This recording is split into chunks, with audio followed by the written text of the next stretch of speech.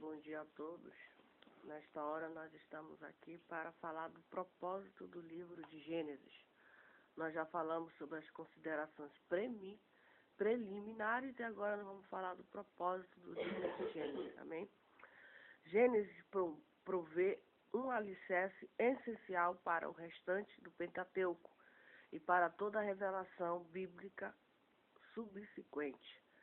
Gênesis preserva um único registro fidedigno a respeito dos começos do universo, da humanidade, do casamento, do pecado, das cidades, dos idiomas, das nações de Israel e também da história da redenção. Foi escrito de conformidade com o propósito de Deus, a fim de dar ao seu povo, segundo o concerto, tanto no Antigo Testamento como também no Novo, uma compreensão fundamental de si mesmo, da criação da raça humana, da queda, da morte, do julgamento, do concerto e da promessa de redenção através do descendente de Abraão. Tá? Esse é o propósito do livro de Gênesis.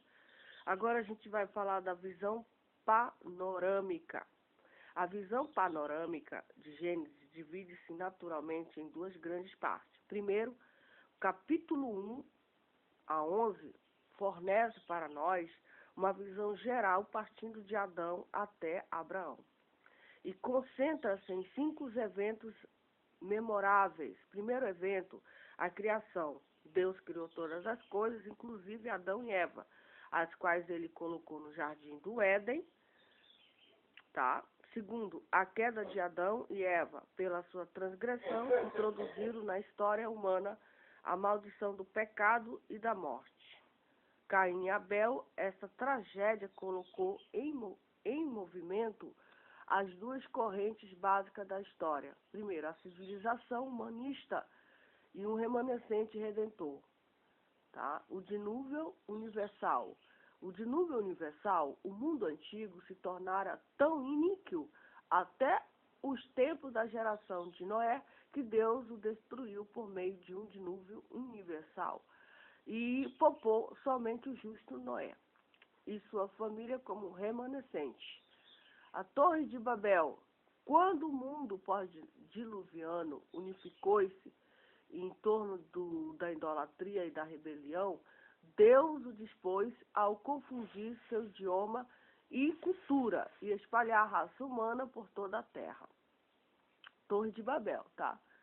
Nos capítulos 12 a 50, registra os começos do povo hebreu e focaliza o contínuo propósito divino da redenção através da vida dos 4 grandes patriarcas de Israel, que são nada mais, nada menos que Abraão, Isaque e Jacó, e também até José. A chamada de Abraão por Deus, capítulo 12, e o relacionamento pactual de Deus com ele e com seus descendentes formam o começo de fato da realização do propósito divino concernente ao Redentor e à redenção na história humana. Gênesis termina com a morte de José e a iminente escravidão de Israel no Egito. Essa é a visão panorâmica. Agora nós vamos falar das características especiais.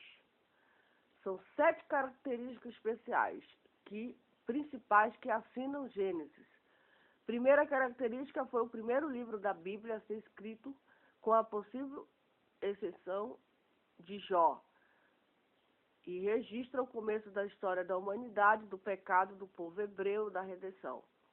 A história contida em Gênesis abrange um período de tempo maior do que todo o restante da Bíblia e começa com o primeiro casal humano, dilata-se abrangendo o mundo antediluviano e a seguir limita-se à história do povo hebreu, o qual, semelhante a uma torrente, conduz a redenção até o final do AT.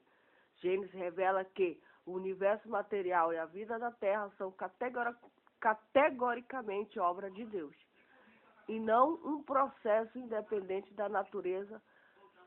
50 vezes nos capítulos 1, 2, Deus é o sujeito de verbo que demonstra o que ele fez como criador. Gênesis é o livro das primeiras coisas, o primeiro casamento, a primeira família, o primeiro nascimento, o primeiro pecado, o primeiro homicídio, o primeiro polígamo, o primeiro instrumento, musicais, a primeira promessa de redenção e assim por diante.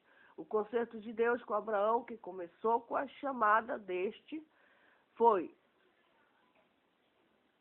formalizado no capítulo 15 e ratificado no capítulo 17 e da máxima importância em toda a Bíblia. Somente Gênesis explica a origem das 12 tribos de Israel, revela como os descendentes de Abraão, por fim, se fixam no Egito durante 430 anos e assim prepara o caminho para o êxodo, o evento redentor central do ateu. Amém? Essa é a característica especiais de Gênesis.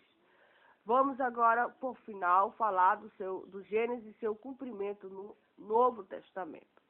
Gênesis revela a história profética da redenção e o Redentor que virá através de descendência da mulher. 3:15. Tais linhagens de Sete, de Sem e da descendência de Abraão. Novo Testamento aplica diretamente a provisão da redenção que Deus realizou em Jesus Cristo. Muitos personagens e eventos de Gênesis são mencionados no Novo Testamento com relação à fé e à justiça, ao julgamento divino e à pessoa de Cristo. Amém? Aqui nós terminamos, graças a Deus. Nós falamos sobre considerações preliminares, propósito, visão panorâmica, características Gênesis, o esboço, que é importante. Nós já falamos do esboço de Gênesis. Amém? Da criação, nós demos esse estudo, graças a Deus. Amém?